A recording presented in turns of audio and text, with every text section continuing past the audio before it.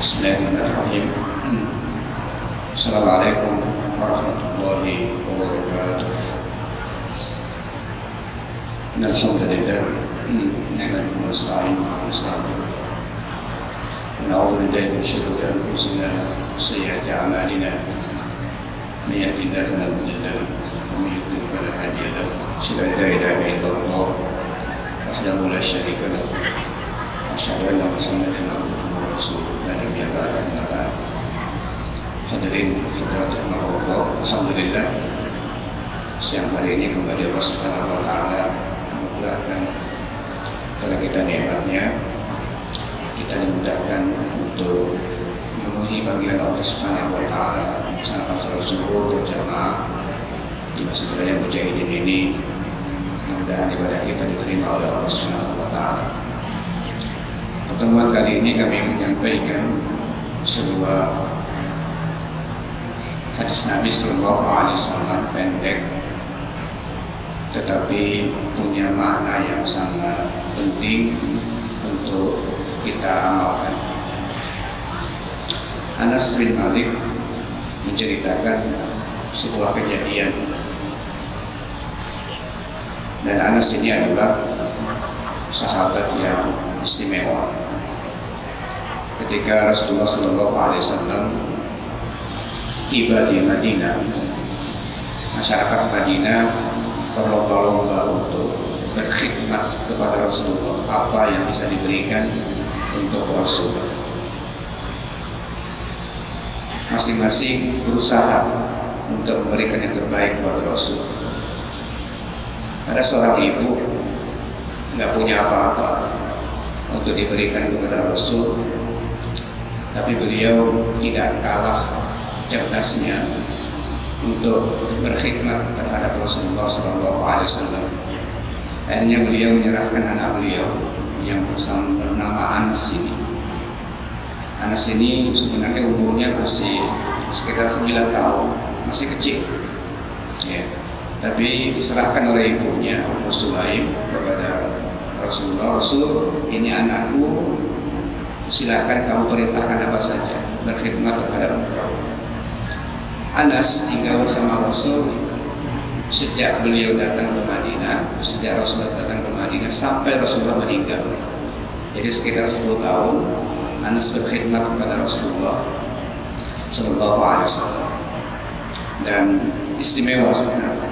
Beliau menjadi salah satu orang ring satunya Rasulullah. Betul-betul dapat informasi yang paling utama yang mungkin ada sebagian orang nggak bisa mengakses informasi itu, beliau dapat. Anas bin Malik ini. Nah, suatu hari ada seorang laki-laki datang kepada Rasulullah Sallallahu Alaihi Wasallam. Anna rajulan sa'ala Nabi Sallallahu Alaihi Wasallam. Ada seorang laki-laki datang kepada Rasul dan bertanya. Pertanyaannya tentang Anisa, tentang hari kiamat. Faqal, orang ini berkata, mata sa'ah, Rasul, kiamat kapan datang? Kapan kiamat tiba? Nabi Sallallahu Alaihi Wasallam sebagai manusia biasa yang juga tidak mengetahui kapan persisnya, beliau tidak menjawab menggunakan angka-angka tahun dan tidak menggunakan itu. Tapi beliau bertanya yang lebih substansial, lebih penting untuk dilakukan. Karena kiamat pasti terjadi, tapi yang harus kita lakukan apa? Maka beliau bertanya, wa madza a'dadta laha? Kamu sudah persiapkan apa untuk kiamat? Jadi nggak dijawab kapannya, tapi madza apa? Ya.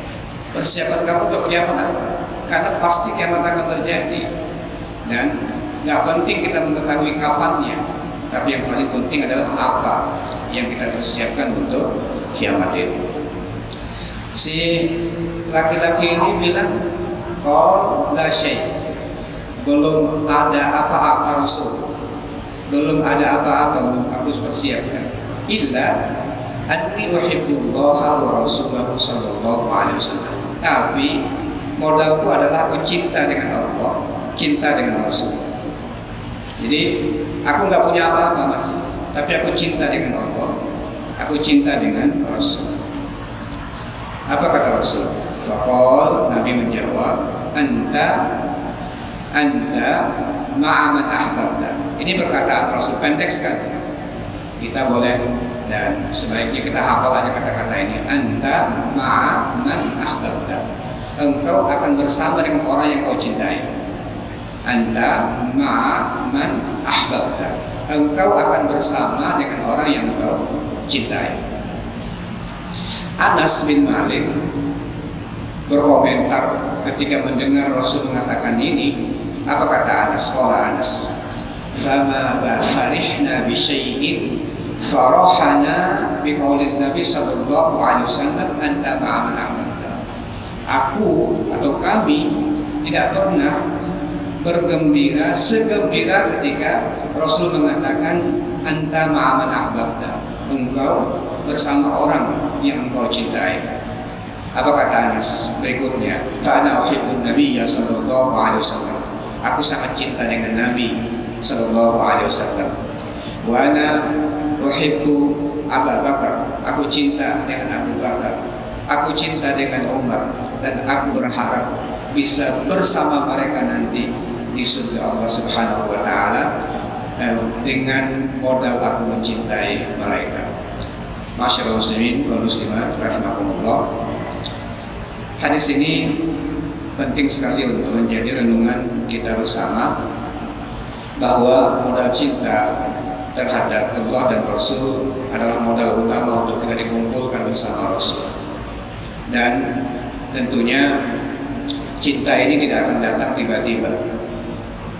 Biasanya dia datang karena kita kenal baik dengan Rasul, kita kenal dengan sahabat, lalu setelah itu muncul rasa kebanggaan dengan orang-orang yang kita kenal, muncul rasa kebanggaan dengan orang-orang yang kita cintai, yang kita kenal. Lalu biasanya kebanggaan itu akan membuat kita ingin mengikuti apa yang mereka lakukan. Ya, biasanya begitu. Ya, biasanya begitu. Contoh yang sehari-hari bisa terjadi pada kondisi kita pada hari ini. Ada orang cinta dengan orang yang dianggap hebat, katakan pemain bola. Akhirnya apa yang dipakai oleh pemain bola itu mau dibeli juga meskipun harganya mahal. Akhirnya dibeli pakaiannya, kasih namanya, membunuh punggungnya dengan nama dia. Kadang-kadang makanan kesukaannya akhirnya juga diikuti juga, model berpakaiannya diikuti juga, gara-gara dia suka dengan seseorang itu. Jadi cinta itu akan menyeret orang untuk mengikuti, mengajak orang untuk mengikuti sesuatu. Nah, jadi modal cinta ini menjadi sangat penting.